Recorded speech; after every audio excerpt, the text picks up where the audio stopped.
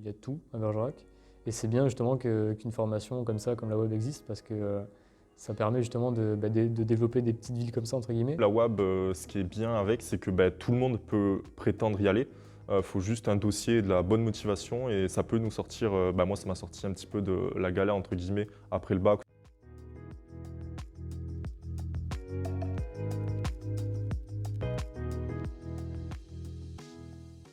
On a deux missions principales. Premièrement, former sur le digital et deuxièmement, donner accès à l'entrepreneuriat. L'objectif principal, c'était d'abaisser les barrières injustes sur l'accès à l'enseignement supérieur. Donc dans un premier temps, abaisser la barrière financière, parce que les écoles en moyenne dans ce secteur coûtent à peu près 8 000 € l'année, donc on a voulu enlever cette barrière-là en faisant une école gratuite. Ensuite, enlever la barrière du diplôme. Donc on n'a pas, nous, de prérequis de diplôme sur notre école. Elle est accessible quel que soit le niveau. Et enlever la barrière géographique.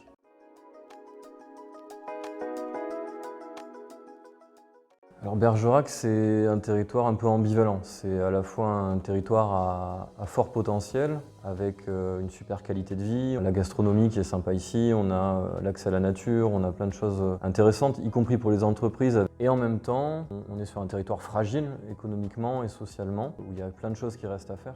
Et le fait que ce soit fragile, c'est témoigné par le fait qu'on a 3 quartiers politiques de la ville ici.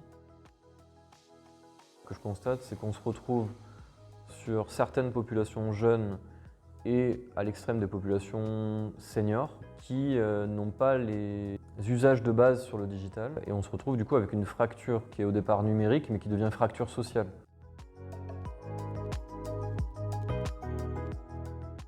On s'est très vite rendu compte en fait au niveau des entreprises qu'il y avait des besoins en recrutement sur le digital. Et du point de vue des individus, il y a une forte volonté de rester sur ce territoire, de trouver des études supérieures intéressantes et le digital ressortait dans les besoins rencontrés. Donc ça s'est assez rapidement imposé comme un levier hyper intéressant de création d'emplois, de maintien de jeunes sur le territoire et d'aide au développement des entreprises qui ont besoin de ces compétences.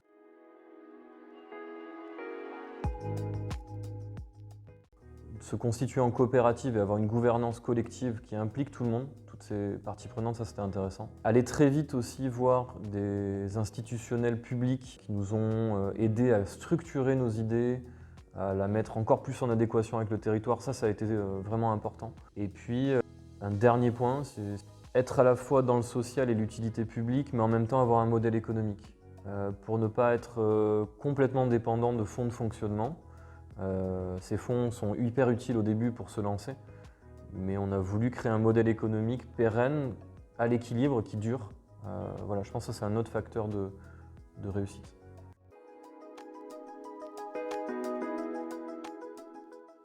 Le numérique, c'est l'accès au monde. Il y a énormément de choses qui passent par le numérique. C'est les métiers du futur, je pense.